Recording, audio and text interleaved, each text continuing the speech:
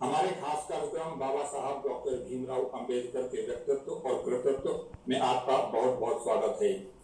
बाबा साहब भीमराव अंबेडकर उस शख्स का नाम है जो एक चिराग की तरह है, खुद को जलाकर पूरी दुनिया को रोशन किया, पूरे देश को रोशन किया, संविधान का निर्माण किया ताकि आज तक हम पूरी आजादी के साथ, हर शिद्दत के साथ जी सके। उनके व्यक्तित्व और कृतित्व के साथ साथ उनके वर्तमान परिप्रेक्ष्य में जो प्रासंगिकता है, उन सभी विषयों पर आज हम बात करेंगे। हमारे साथ पैनल में दो विद्वान मौजूद हैं। पहले हम कार्यक्रम की शुरुआत से पहले उनसे आपका परिचय करवाएं। हमारे बगल में है doctor Harinarayan Thakur, Motihari NS college सहित कई कॉलेज के प्राचार्य रह चुके हैं और डॉक्टर बाबा साहब भीमराव अम्बेडकर का लंबा काम रहा है, लंबा शोध रहा है। उनके बगल में है doctor Rajiv Kumar, LS college में हिस्ट्री के प्राध्यापक हैं। उनसे भी हम बात करेंगे किस तरीके से युद्ध को लेकर, युवाओं की जब बात आती है तो बाबा साहब भीमराव अम्बेडकर कैसे फिर से जीवित होते हैं हमारे बीच। इन सभी मुद्दों पर चर्चा की शुरुआत हम करना चाहेंगे डॉक्टर साहब से। क्या लगता है, जब हम उनके व्यक्तित्व और कृतित्व की बात करते हैं तो सबसे पहले संविधान की बात आती है, देश की आजादी की बात आती है, हर उस व्यक्ति की आजादी की बात आती है जिसे हम समाज के सीमांत छोर पे देखते हैं, समाज के अंतिम छोर पर देखते हैं, जिसे उन्होंने जीने का अधिकार दिया। कैसे देखते हैं आप उनके व्यक्तित्व और उनके कृतित्व को? बाबा साहब का व्यक्तित्व और कृतित्व आज के लिए सबसे उपयोगी और आवश्यक है। बाबा साहब के पूरे जीवन संघर्ष को देखें, उनके व्यक्तित्व को और उनके कृतित्व को, समाज पर, देश पर के प्रति उनके अवदानों को, तो उनके समय को दो भागों में बांटना पड़ेगा जी। पहला, अम्बेडकर 1891 से 1920 तक का अम्बेडकर, और उसके बाद 1920 से 1956 आजीवन बने जो अम्बेडकर हैं, सो अम्बेडकर। और उसी समय का देश और दुनिया, उस समय देश और दुनिया जैसी थी, उस समय का समय और समाज था, उस संदर्भ में बाबा साहब को देखने को मिले। बिल्कुल 1920 से पहले आप देखें, बाबा साहब का जन्म एक फौजी छावनी, महू छावनी में होता है। उनकी कई पीढ़ियाँ ईस्ट इंडिया कंपनी की सेना में नौकरी करती होती है और वही पढ़ाई लिखाई उनकी होती है। उनके पूर्वजों को उतना सब कुछ नहीं झेलना पड़ा था जितना बाबा साहब को झेलना पड़ा। ये भी एक विडंबना है। उन्होंने अपनी बायोग्राफी में इस बात की चर्चा की है कि इसलिए ऐसा हुआ कि शिक्षा कमीशन वगैरह लागू हो चुका था और सैनिकों के बीच में सबके लिए समान शिक्षा की व्यवस्था थी कंपनी में, वहाँ जात पात भेदभाव नहीं। तो उनके बाबा दादा को एहसास नहीं हुआ, लेकिन जब बाबा साहब वहाँ जन्मे और 8-9 वर्ष तक वहाँ रहे, उसके बाद उनको समाज में आना पड़ा। पिताजी रिटायर कर गए, तो प्राथमिक शिक्षा जो अक्षर ज्ञान वगैरह था वहाँ महसूस हुई। लेकिन जब समाज में आए, मुंबई वगैरह में स्कूलों वगैरह में नामांकन हुआ, तो उन्होंने समाज को झेलना, देखना, महसूस करना शुरू किया। वहीं से 20 तक का बाबा साहब विदेशों में रिसर्च, जो भी डिग्रियां हैं, पढ़ाई लिखाई है, ये संघर्ष करते हुए बाबा साहब का, डॉक्टर अम्बेडकर का निर्माण होता है जी। और उसके पहले भारत का जो नवजागरण है, या बंगाल में नवजागरण कहिए, महाराष्ट्र में पुनर्जागरण, बंगाल में कहिए, और महाराष्ट्र में नवजागरण था, वो रेनिसर था। वस्तुतः भारत का नवजागरण या पुनर्जागरण रेनिसर नहीं है। फिर भी बाबा साहब पर इसका बहुत जबरदस्त असर पड़ा, पढ़ाई लिखाई के दौरान ही। सबसे ज्यादा बाबा साहब पर प्रभाव फूले का है, ज्योतिराव फूले, और उनकी तमाम पुस्तकें मराठी में जो उपलब्ध थी, बाबा साहब ने पढ़ी थी। गुलामगिरी, किसान का कोड़ा हो, चाहे शिवाजी के पावरे, या जो भी है थे। इसके पहले बचपन में जब चौथी क्लास में थे, अपनी जाति महार जाति में पहली चौथी क्लास पास अपने गांव से हुई। तो उस गांव में अम्बडे गांव का नाम था, अम्बडे गांव में जश्न मनाया गया। और वहीं के एक मराठी लेखक ने इनको एक पुस्तक दी जो बुद्ध के जीवन पर आधारित था, बुद्ध के जीवन व्यक्तित्व पर वह पुस्तक थी। उस पुस्तक से ही पढ़ाई शुरू होती है बाबा साहब की, समाज की पढ़ाई, धर्म की पढ़ाई, और वो उनके जहन में बैठ गई। हालांकि कालांतर में बाद में उन्होंने बुद्ध बैठ गए और बुद्धिज्म, कभी उनका पूरा खानदान ही कबीरपंथी था। बुद्ध और कबीर का सबसे ज्यादा प्रभाव बाबा साहब के प्राथमिक जीवन पर है, अंतिम जीवन पर भी। और उसके बाद प्रभाव पड़ा फूले का और विवेकानंद का। आप इस पक्ष को कोई नहीं देखता है। हम इसे बात करेंगे। राजीव जी से एक सवाल लेते हैं। राजीव जी, उन्होंने कई जगहों पर इस बात की चर्चा की है कि उनका, हम लोग कहते हैं कि बाबा साहब ने संविधान का निर्माण किया, समाज का निर्माण किया, देश का निर्माण किया, लेकिन उन्होंने अपने निर्माण की बात अपने संघर्षों से जोड़कर उन्होंने देखा है।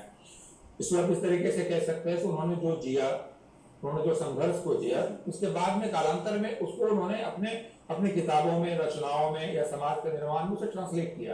कैसे देखते हैं इसे आप? देखिए, सबसे पहले मैं तो अम्बेडकर साहब के बारे में एक बात बताऊं कि सर ने जो बात कही, उसी चीज़ को मैं दोहराना नहीं चाहता, लेकिन मैं अपनी बात कह रहा हूँ कि अम्बेडकर के जीवन में जो भी परिवर्तन आए, वो सारे परिवर्तन के पीछे उनका वो चीज़ है जिसको पूरे जिंदगी में उन्होंने जिया, जिसको उन्होंने झेला, बहुत नज़दीक से उन्होंने देखा। समाज में जो असमानता थी या एक तरह का जो पैटर्न था, जो छुआछूत की जो परंपरा उस समय एडजस्ट कर रही थी, या ब्राह्मणवाद की जो विचारधारा थी, कि वो विचारधारा जिसकी वजह से समाज का हर वो व्यक्ति जिस समुदाय से वो बिलोंग करते थे वो पूरा प्रभावित था।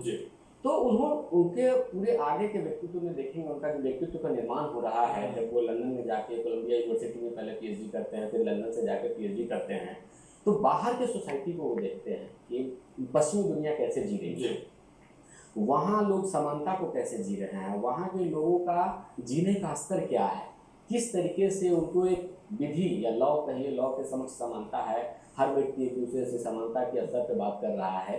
जबकि अपने सोसाइटी में क्या हो रहा है कि जहाँ से वो बिलोंग कर रहे हैं वहीं एक आदमी दूसरे आदमी से समान नहीं है। इसका आधार जाति व्यवस्था हो सकता है, इसका आधार छुआछूत की व्यवस्था है, या सामाजिक जो भेदभाव है इस चीज़ का है।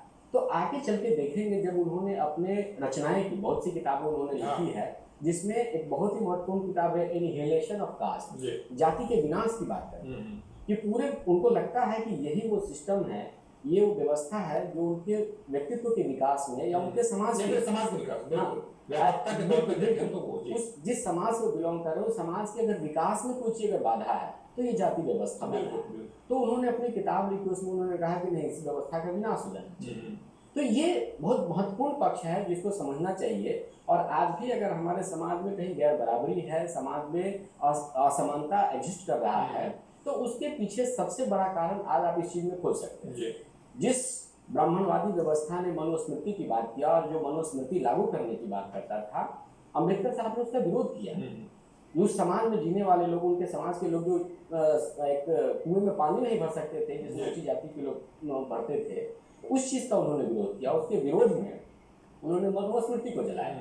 और जब आगे का देखेंगे, जब सब जिस चीज की चर्चा कर रहे थे कि राष्ट्रीय आंदोलन या 1920 के बाद का पक्ष देखेंगे कि इस पक्ष की बात को कैसे उन्होंने बहुत महत्वपूर्ण ढंग से उठाने की कोशिश किया और कहा कि भाई उसके समाज, जिस समाज से वो बिलोंग करते हैं और जो अन्य पिछड़े समाज के लोग हैं, उसको अधिकार दिलाने के लिए क्या जरूरी है। जरूरी है कि भाई उनको समानता दिया जाए। तो उस समानता के लिए उन्होंने पूरे जीवन में संघर्ष किया, चाहे वो मंदिर में प्रवेश करने की बात हो उसके लिए उन्होंने किया, या फिर राजनीतिक समानता की जब बात आई तो जब आप देखेंगे कि गोलमेज सम्मेलन हुआ, तो गोलमेज सम्मेलन के समय सांप्रदायिक पंचायत की बात होती है कि वहाँ के जो गोलमेज सम्मेलन जो रंजन मैकडोनाल्ड था उसके साथ मिलकर उन्होंने साउथ बोरो कमेटी के सामने उन्होंने प्रस्ताव रखा और कहा कि भाई एक अलग निर्वाचक मंडल बनाया जाए, जो दलित और पिछड़ी जातियां हैं उसके लिए स्पेशली अलग निर्वाचक मंडल बनाया जाए। वो एक समान नहीं रहना चाहिए कि बिकॉज कि उनका जब तक राजनीतिक अधिकार उनको नहीं देंगे तब तक उनका वो विकास नहीं होगा, उनको सामाजिक अधिकार उनको नहीं मिल पाएगा। इसके लिए उन्होंने संघर्ष किया। और एक बहुत महत्वपूर्ण बात मैं बताऊं, बहुत कम लोग इस चीज से अवगत होंगे कि जो पूना पैक्ट की बात है, इसमें है कि गांधी जी आमरण अनशन पर बैठ गए थे सांप्रदायिक पंचायत के विरोध में। तो उसके बाद में गांधी और अंबेडकर के बीच एक समझौते की बात थी कि नहीं भाई, आप आरक्षण ले लीजिए, उनके लिए कुछ सीटें रिजर्व कर दिया जाए, उनको भी निर्वाचक मंडल में जगह दिया जाए, उनको राजनीतिक अधिकार दिया जाए, सदन में उनका स्थान दिया जाए, ये सब चीज जरूरी है। तो इसके लिए तो थोड़े से एक बात बहुत महत्वपूर्ण बात है, मैं बताना जो चाह रहा था आपको कि जब दोनों पक्ष में समझौता हो गया कि ठीक है कुछ सीटें इनको दे दी जाएगी, तो गांधी जी, उनका व्यक्तित्व तो बहुत बड़ा था, विशाल था। जिस समय की बात 1932-35 की बात है ये, तो देखेंगे कि पूरे विश्व के फलक पे, सिर्फ भारत नहीं विश्व के फलक पे देखेंगे तो गांधी का गांधी हो चुके थे बिल्कुल। और अंबेडकर का व्यक्तित्व एक चूंकि पर्टिकुलर समुदाय से वो बिलोंग करते थे, उसी की बात को उठाते थे, तो ये उस फलक पे नहीं थे। तो जो पूना पैक्ट हुआ, उस पूना पैक्ट में आपको जानकर आश्चर्य होगा कि अंबेडकर एक पक्ष हस्ताक्षर करने वाले थे, दूसरा पक्ष अंबेडकर गांधी नहीं थे। गांधी की जगह मदन मोहन मालवीय ने साइन किया, गांधी जी को प्रतिनिधि थे। और इसको शामिल करने का कारण क्या था कि मदन मोहन मालवीय जी खुद जिस समुदाय से थे, इनका संघर्ष उसी समुदाय के विरोध में था। तो वह कि भाई ठीक है, अब चूंकि गांधी समुदाय से नहीं थे, वो तो पिछड़ी जातियों से थे और मालवीय ब्राह्मण थे, तो और उनका विरोध उस ब्राह्मणवाद के खिलाफ था, इसीलिए उस पर्चे पे साइन करने वालों में एक तरफ अंबेडकर थे और दूसरी तरफ मदन मोहन मालवीय। तो ये एक बड़ी बात है कि गांधी कैसे ऐसा प्लेटफॉर्म उन लोगों को उपलब्ध कराया कि भाई जिस चीज का आपका आजीवन विरोध रहा है, उसी के साथ बराबरी में लाकर दोनों के साथ मुझे समझा। वर्जनाओं को तोड़ने के बाबा साहब के पहले भी बहुत लोग आए, सोशल रिफॉर्मर, चाहे हम बात कर लें राजा राममोहन राय की बात करें, बहुत सारे ऐसे शख्सियत हुए जिन्हें सोशल रिफॉर्मर के रूप में हम जानते हैं। तो मुझे लगता है कि जिन सामाजिक वर्जनाओं को तोड़ने में बाबा साहब ने जो अग्रणी भूमिका निभाई, और शुरुआती दौर से स्कूल दौर, जैसे राजीव जी ने भी कहा, आपने ये बातें कही, वो वर्जनाएं स्कूल के दौर से ही जो जकड़ने वो महसूस कर रहे थे, उसको उन्होंने तोड़ना शुरू किया। कितनी दिक्कतें महसूस हुई होंगी उस समय, किस तरीके से उन्होंने इन चीजों को तोड़ा? दिक्कत थी, जाहिर सी बात है। आज जब दिक्कत हो रही है तो उस जमाने में वो जो बदमऊ समाज था, इतना संघर्ष झेलना पड़ा होगा। लेकिन बाबा साहब का संघर्ष इससे शुरू नहीं हुआ। बाबा साहब का पूर्वार्ध पूरे जीवन को देख लीजिए, 20 से पहले के बाबा साहब का अभियान पूरे राष्ट्र के निर्माण से शुरू हुआ। भारत कैसा हो, पूरी दुनिया में हम कैसे दिखे, दलित पिछड़ों हाशिए के लोगों की चिंता पहले उन्होंने नहीं की।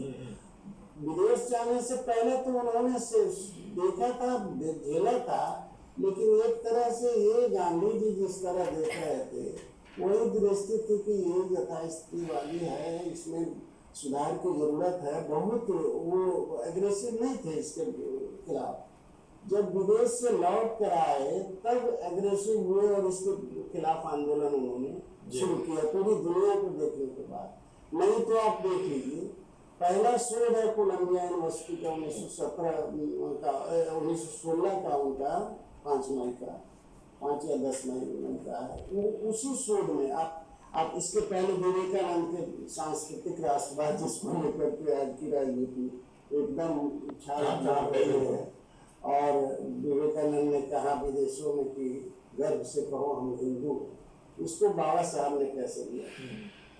देखिए उस शोध पत्र में बाबा साहब ने 1916 का शोध पत्र है, ये विवेकानंद ने कहा था 1893 में शिकागो, चाहे बाहर जाकर। उस समय न भारत राष्ट्र बना था, न राजनीतिक दृष्टि से एक था, न वैसी कोई बात नहीं। लेकिन बाबा साहब ने उस शोध पत्र में, जैसे सांस्कृतिक रूप में हम हो सकते हैं, कई देश एक हो सकते हैं, भारत नेपाल की संस्कृति एक हो सकती है, तो इस तरह से अपने संस्कृति को लेकर सांस्कृतिक रूप से भी भारत एक नहीं। फिर भी चूंकि भारत को एक दृष्टि से दुनिया ही नहीं देख रही थी, यूरोप और अमेरिका ही नहीं देख रहा था, बल्कि हम खुद भी देख रहे थे। यहाँ के पढ़े लिखे लोग भी इसको एकदम से, इसके धर्म को, इसके समाज को इस तरह से बहुत ही दृष्टि से देखता था। विवेकानंद की दृष्टि सब धर्म सम्मेलन वहाँ है, ये उद्देश्य इनका था कि भारत को की गरिमा को बढ़ाई जाए, विदेशों में हम ऐसे प्रस्तुत करें भारत को, हिंदू ही धर्म माने। हालांकि भीतर से विवेकानंद ने पूरी तरह नहीं माना इसको। उनका वेदांत बुद्ध के शून्यवाद, बौद्ध दर्शन के शून्यवाद और शंकराचार्य के वेदांत का मिला जुला, तो ये अलग बात है। तो बाबा साहब ने विवेकानंद का अडॉप्शन किया उसी रूप से कि हम विदेशों में भारत को कैसे रखें कि भारत की गरिमा बढ़े। और उन्होंने कहा कि सांस्कृतिक दृष्टि से हम, मुझे कहने में कोई संकोच नहीं है, कन्याकुमारी से ये कश्मीर से कन्याकुमारी तक हम एक भौगोलिक और सांस्कृतिक दृष्टि से कच्छ से असम तक इस तरह से भारत को उन्होंने जोड़ने की कोशिश की और भारत की सांस्कृतिक एकता को स्थापित बाबा साहब ने किया। इसलिए बाबा साहब को कभी कभी राष्ट्रवादी कह दिया जाता है, फूले को मानवतावादी तो फूले थे। लेकिन उसी बात बाबा साहब ने कहा कि अंग्रेज लोग देरी से आए और जल्दी चले गए, इस देश को सुधारने के लिए अंग्रेज जैसी व्यवस्था की जरूरत थी। देखिए बाबा साहब का विरोध, बाबा साहब शुरू से लेकर के 20 के बाद आए तो तब से लगभग 26 से लेकर जीवन पर्यंत वो किसी न किसी पद पर बने रहे। मुंबई में असेंबली लेजिस्लेचर काउंसिल के सदस्य रहे 26 तक, 26 से 26 तक। उसके बाद वो चुनाव लड़े, फिर वो मनोनीत थे और 13 उनका लेबर पार्टी उन्होंने बनाई, 13 सदस्य इनका जीता था, विधायक बने। और फिर उसके बाद जब 46 में इसका संविधान सभा का चुनाव हुआ, बीच में जो चुनाव हुआ इंटरिम गवर्नमेंट में, उसमें इनकी पार्टी हार गई। लेकिन जब वो चुनाव हुआ संविधान सभा के लिए तो मुंबई में ये हारे, तो जिन्ना से या मुस्लिम लीग से उस समय मुसलमान लोग बहुत मानते थे। बांग्लादेश जो आज का है उसमें मुस्लिम लीग हिंदू महासभा ने मिलकर बंगाल में सरकार बनाई थी, तो वहीं से चुन करके आए बाबा साहब संविधान सभा में 46 में, जुलाई 46 में। तब से उनका ये है। जब लौट करके आए तो बाबा साहब ने देखा कि ये तो बहुत ही दकियानूसी व्यवस्था है हमारी समाज व्यवस्था। ये हिंदू धर्म बाबा विवेकानंद भी कहे थे, विवेकानंद ने भी कहा था यह देश सात भाजी खाने वाले साधुओं से, पेट के रोगी, आंख के रोगी साधुओं से भर गया है, इसको हटाओ। पश्चिम को त्याग की जरूरत है और इस देश को भोग की जरूरत है। उल्टे हो रहा है, त्याग कर रहा है और भोग कर रहा है। पश्चिम को कहा, विवेकानंद ने 2 दर्शन दिए, अम्बेडकर ने भी 2 दर्शन दिए, भारत के लिए अलग और पाश्चात्य देशों के लिए अलग। तो इन्होंने कहा कि खूब खाओ, पढ़ो, लिखो, जो 3 सूत्र है बाबा साहब के, शिक्षित बनो, संगठित हो और संघर्ष। ये क्या है? तीनों बौद्ध दर्शन से सीधा लिया हुआ सूत्र है। बुद्धम शरणम गच्छामि, संघम शरणम गच्छामि, धम्मम शरणम गच्छामि। बुद्धम शरणम गच्छामि को इन्होंने कहा शिक्षा, बुद्धि के शरण में जाओ, शिक्षित बनो। संघम शरणम गच्छामि को कहा संगठित हो। और अंत में जो धम्म है उसी को कर्म से जोड़ते हुए जो असल में करनी है जीवन संघर्ष को इन्होंने कहा संघर्ष करो। तो वो जो जीवन का संघर्ष है इसी में पूरी जिंदगी बीत गई। गांधी को से जोड़ लीजिए अभी अब अम्बेडकर को, कि गांधी ने भी जीवन भर सत्य का प्रयोग किया। उन्होंने अपनी आप की कथा का ही नाम उन्होंने दिया है, सत्य का प्रयोग। अल्टीमेटली उन्होंने नहीं कहा। बाबा साहब पर भी बुद्ध का प्रभाव है और जैन का भी, महावीर का सबसे ज्यादा प्रभाव गांधी पर है। बुद्ध का भी प्रभाव है लेकिन गांधी पर महावीर का प्रभाव ज्यादा है। अनेकांत दर्शन उन्होंने लिया शायद वहां से और उसी को सत्य का प्रयोग करके जीवन भर। ये हम ही सच्चे नहीं हैं, दूसरा हो सकता है, हम ये बोल रहे हैं।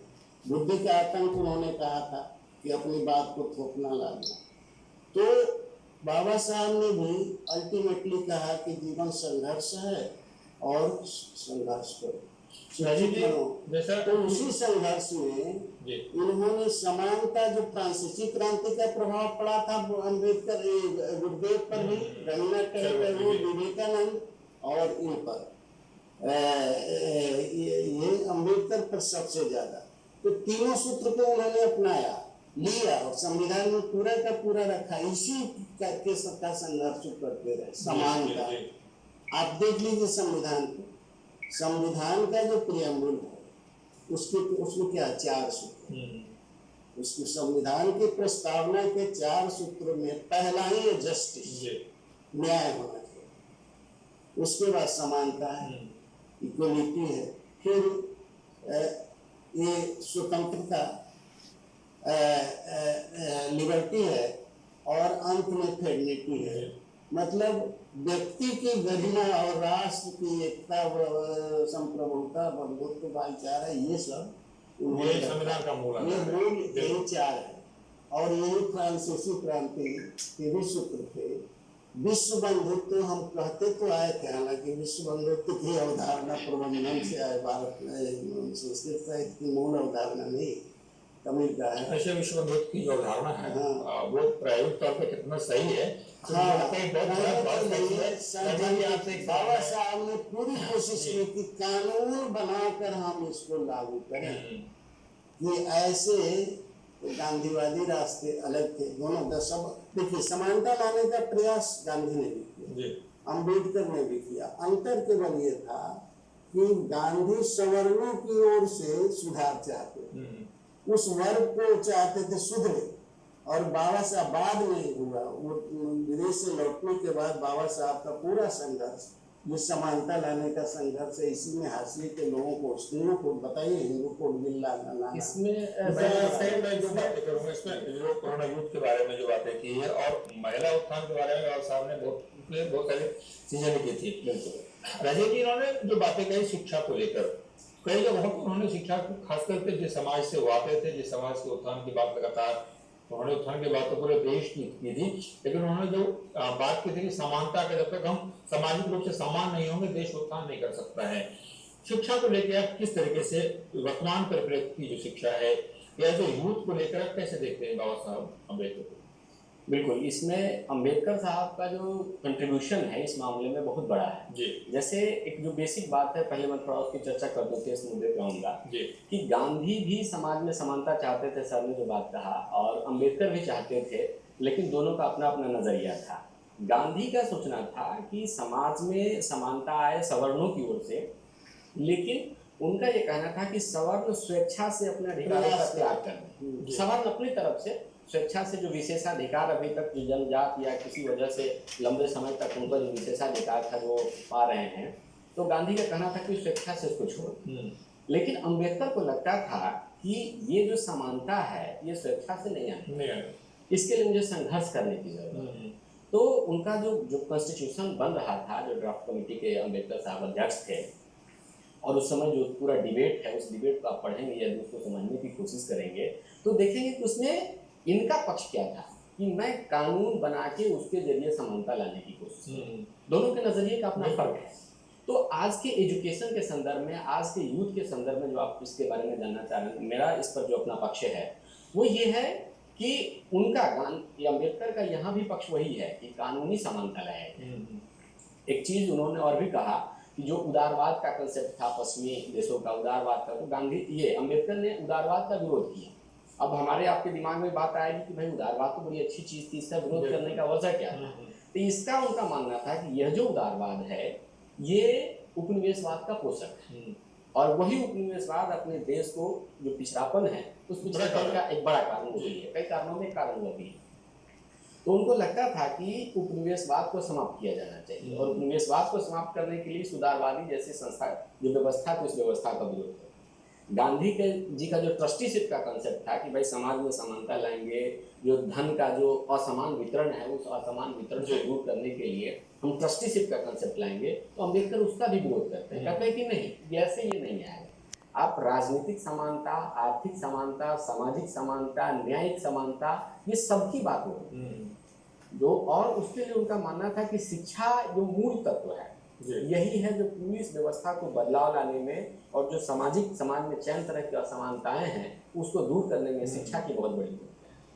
और चूंकि अपने शिक्षा ग्रहण करने के दौरान ही उन्होंने तमाम चीजों को झेला था, तो उनका पूरा ये कंसेप्ट था कि अब जो शिक्षा हो, शिक्षा का जो वितरण हो या बच्चों में या समाज में जो शिक्षा का प्रसार हो, तब किसमें किसी तरह का कोई भेदभाव नहीं है, पूरी तरह से बराबरी के लेवल पे हो। आज आप देखेंगे कि भारत के स्कूलिंग सिस्टम बहुत अजीब तरह का है। जो आर्थिक रूप से संपन्न व्यक्ति हैं उनका स्कूलिंग कैसे हो रहा है उनके बच्चों का, और जो पिछड़े समाज के लोग हैं या अति पिछड़े दलित हैं उनका स्कूलिंग कैसे हो रहा है। तो ये बड़ा डिफरेंसेस है।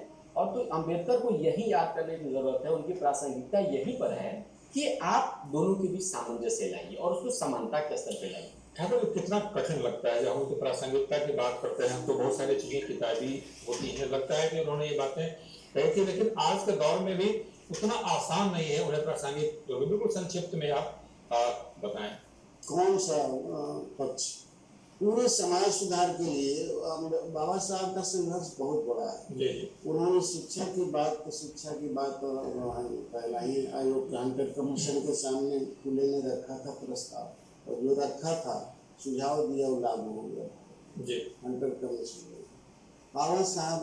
बाबा साहब को कंपनी की सरकार हो चाहे बाद की सरकार